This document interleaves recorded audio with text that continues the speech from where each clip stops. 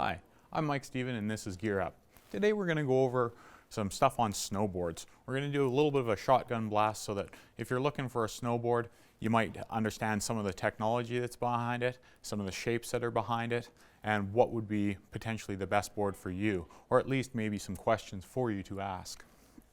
So first off, I'm just going to explain a little bit of tech here. So inside a snowboard is the core.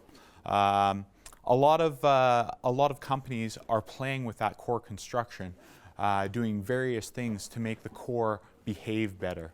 So anywhere from, this is right here, the wood grain is actually perpendicular to the main wood grain. The main wood grain runs up and down the board this way, whereas they put the wood grain on edge here, right near the edge, for a little chunk, just like that.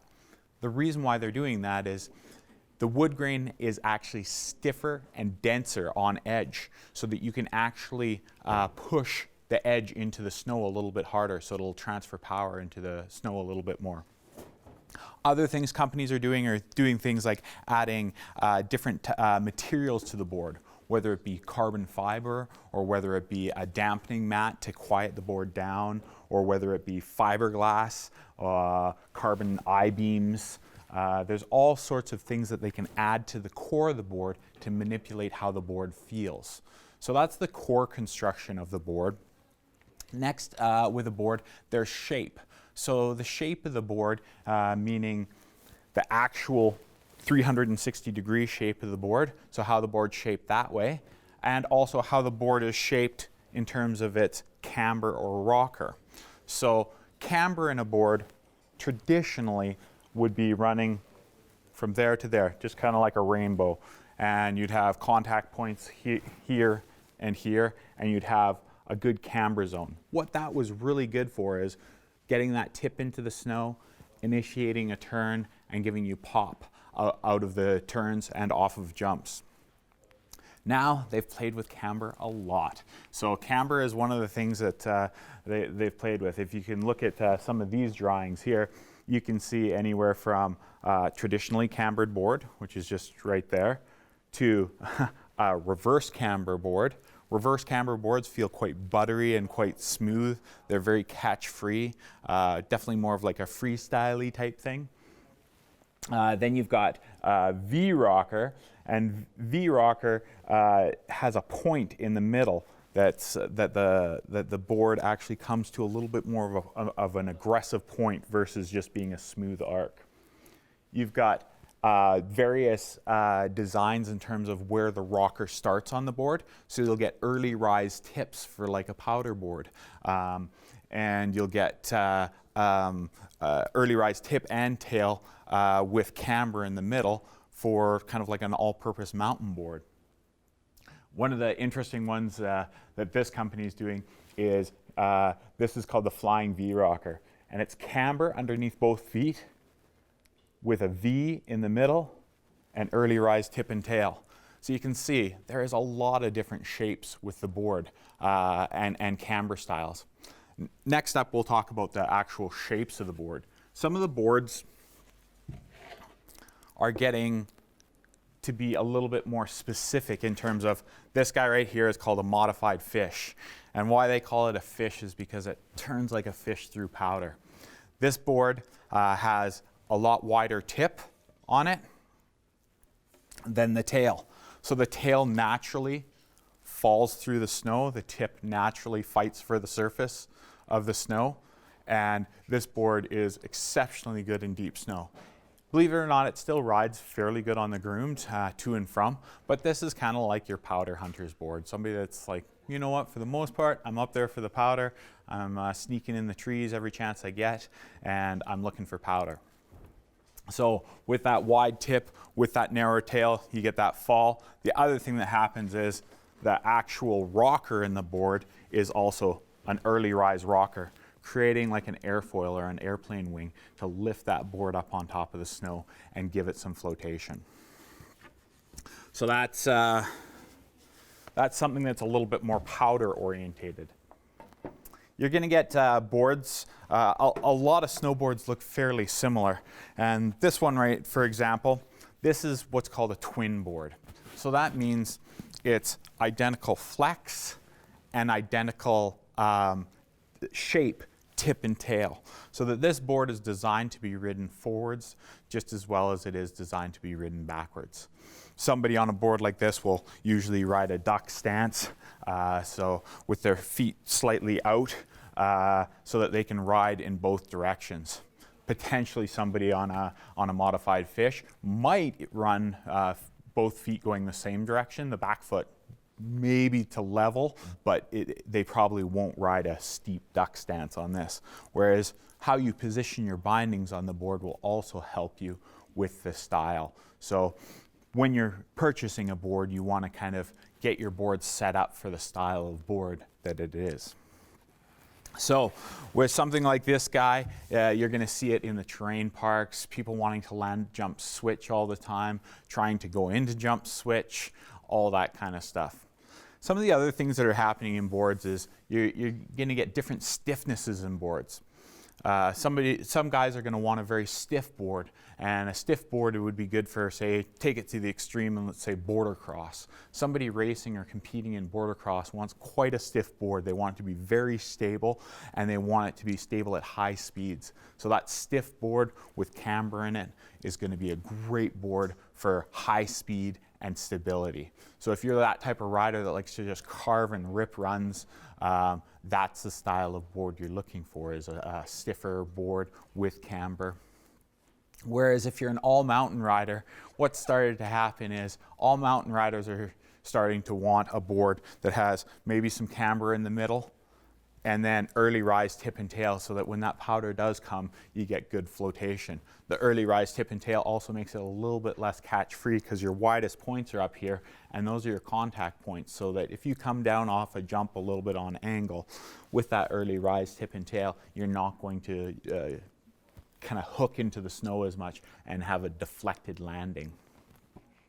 So there's also boards that they look very similar to a twin board. They've got turned up tip and tail, but they're directional boards. So that's designed for somebody that says, you know what, I will ride switch here and there, but for the most part, I want my board to behave the best in one direction. So on that style of board, you'd probably set back your stance a little bit, further towards the back of the board, because you'll get a little bit more power out of the tip by doing that, and you'll be able to turn the board in one direction a little bit more powerfully. The last thing I'm going to go over is junior boards, because some really big advances have been made in junior boards. So junior boards, some of the things that are happening in them is they're not making them as thick as adult boards. They used to be so thick that a kid just couldn't flex them. They were like going on 2x4s or 2x10s or something like that. Like a big chunk of lumber is what it felt like under your feet. Whereas now with the thinned out cores, they've really worked on milling these cores out nice and thin so that the junior rider can actually flex this board and get movement out of it. Because if you can't flex the board, you can't turn the board. So they've thinned it out so much that they actually have to put a pad here so that the core is thick enough to mount bindings onto it. They've really worked on making that board flexible so that lightweight rider can actually make turns. The other thing that they've done on a board like this is they've made the base convex. So the bases convex, are curved out like this, so that the board, when a beginner is just first starting to ride, they're going to kind of go down the hill this way, and then they're going to kind of go down the hill this way, and then they're going to kind of go down the hill this way.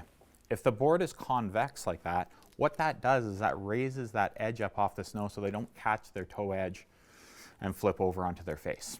So it's very discouraging every time you crash when you're a youngster. So when you turn those edges up and make that a little bit of a convex base, it just makes the board a lot more forgiving, and the kid can have some fun sliding down the mountain. They've also got these neat little things up at the tip and the tail. These are designed for what's called a riglet reel. And I can't get it out just with my fingers, but what this does, it hides two holes that you actually mount, and it looks more or less like a dog leash. And you can actually take your kid out in the backyard or out at the park and get them used to sliding on the board. Because part of part of learning how to snowboard is just getting your balance on the board, getting used to your feet strapped in on a board and getting used to that balance. So for a lot of junior riders, they don't even need to go to the ski hill for their first couple times. They can be doing it out in a backyard with a gentle slope if you got a little bit of a packed area there, or a local sledding hill at the bottom of it if it's a gentle slope. But like I say, huge advances have been made in the junior boards to make young kids, even this small, because this board, to give you an idea, is designed for a rider between 25 and 45 pounds. And the reason why I reference that is boards, for the most part, don't care how tall you are. Boards care how much you weigh. That's what affects how the edges work. That's what affects how the camber works. Snowboards, and skis for that matter, are more targeted at the weight of the rider for selecting the correct length of board. I hope that's been a little bit of useful information for you, and there's tons more in the snowboard world. That was just like a brief go over, but I hope that you've gleaned a little bit of information out of there that you can use. If not, pop down to your local shop and I'm sure they'd be happy to help you out and give you more information. This has been Gear Up with Mike Stephen.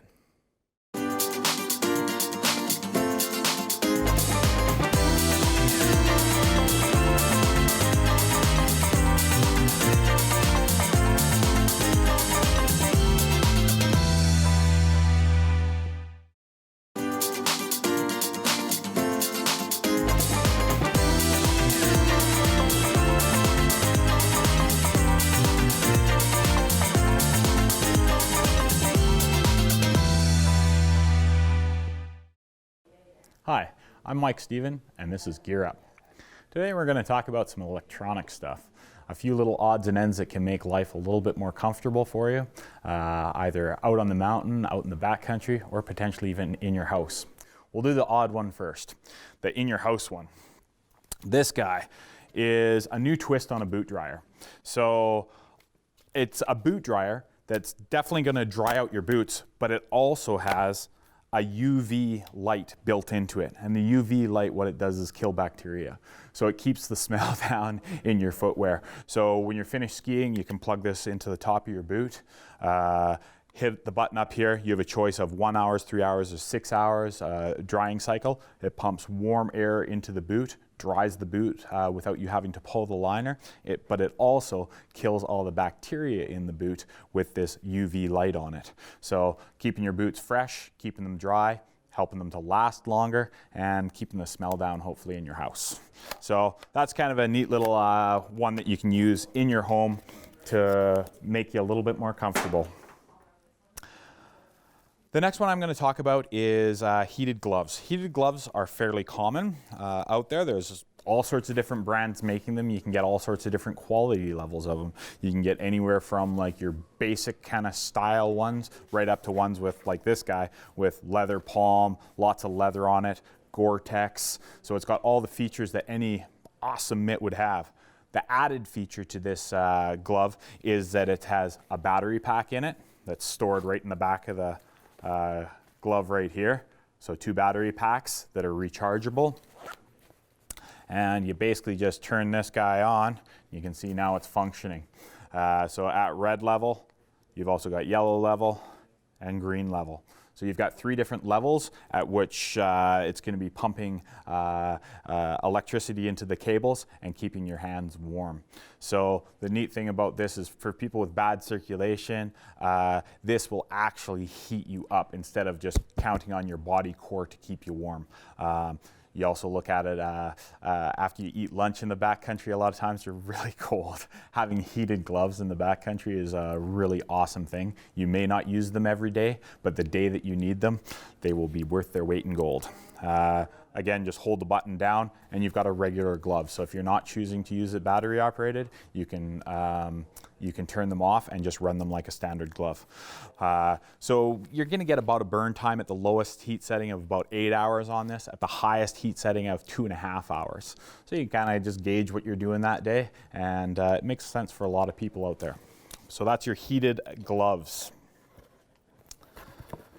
We've had heated footbeds for quite some time, and basically you can insert this heating element or heating pad into a boot, and you can basically you put this underneath the metatarsal head of your foot, and it heats that fleshy kind of part just before your toes and keeps you nice and warm in the boot. Battery cable runs down the bottom of the footbed, up the top of the boot, and your battery sits right up on top of the boot. So there's heated footbeds. Heated footbeds, again, you're about the same kind of burn times. At your high setting, you're not going to get as much time, whereas at your lower settings, you're going to get a full day out of them. One of the things that has just started to come into its own is battery-powered socks. So they're building like a high-quality ski sock, but with heating elements all the way down and up the back. There's a lot of heat going into this sock. You've got your little batteries right up here that you're going to be putting into the sides of the sock. You got your charger. It's a really simple system. The really cool thing about a sock versus a footbed is if you're a skiboarder, if you're a snowboarder and a skier, you can switch obviously between the different disciplines without having to change a footbed or anything like that. The sock just comes with you. If you go out ice fishing with your buddies, you want warm feet, you can do that. The other people that I've seen use these are people riding horses. I guess you got to wear a fairly small boot to fit in the stirrup, and something like this will give you warm feet out there. Lithium-ion batteries have also come into their own. Lithium-ion batteries are batteries that don't form a memory. They're pretty hard to beat up. So the big benefit of a lithium-ion battery is that they last a lot longer, they're lighter weight, and you don't have to maintain them as much or take care of them quite as much as the batteries of the past. So the heated sock is definitely something that's, like I say, coming into its own, and it's something that a lot of people are really happy is there, especially if you have bad circulation. Because it's one thing if you get cold feet just due to that you're a cold person, but if you have really bad circulation, no matter what you do to your upper body, you're just not going to get that blood flow down to your feet to stay warm. So with a heated sock, the heat is being generated in the boot, and you end up with nice, warm, toasty feet. Switching gears a little bit, we'll talk about a few other things that can kind of make you comfortable in the backcountry. For example, when it gets dark. Headlamps, man, they have come a long way. This little guy right here is firing out 300 lumens. If you don't know what your lumens are, 300 is a lot of them. So 300 lumens, you would be able to see as you're walking down a trail, you would be able to see every last little thing as you're walking. The faster you move through a trail, whether you're biking or you're ski touring or doing something like that, you need more and more lumens the faster you move, because you need it to be shining further ahead of you because you're moving faster. Whereas for hiking, walking, 300 lumens is more than you would ever need, and it would actually work for skiing and stuff like that too, for the most part. But to give you an idea, it's not that by 300 lumens that you're getting no battery life. At 300 lumens, just using some AA or AAA batteries, I believe it is, you get 6 hours burn time. So even at that high setting. And the neat thing is that you can back down the setting in your lumens, and at your lowest setting have 125 hours. So and nowadays, a headlamp is something that you should just keep in your truck, keep in your pocket when you're in the backcountry, because you know what? Most of the time you don't plan to spend the night out there, but man, if you do have to spend the night out there, being able to see your gear and be able to kind of formulate a plan and being able to execute a plan, a lot of times you need to be able to see. We're going to transition into my last item that I'm going to show you today, and it's a new twist on radios. So everybody's used to the radio that kind of looks like this. So just your radio that you're going to have snugged in your pocket. But how many times do you not hear it? How many times do you not want to reach into your pocket to grab it because it's cold out? So sledders and backcountry skiers use this radio a lot, and the reason why they like it is a lot of reasons. One, you can put this radio into your backpack, so this is the radio part of it. You can put the radio into your backpack and keep it way far away from your transceiver. Every single signal you have in the backcountry is going to overlap and cause problems. So you want to keep them as far away from each other as possible. So you don't want your radio signal, your phone signal interfering with your transceiver, which is usually sitting on this part of your body, either right or left here.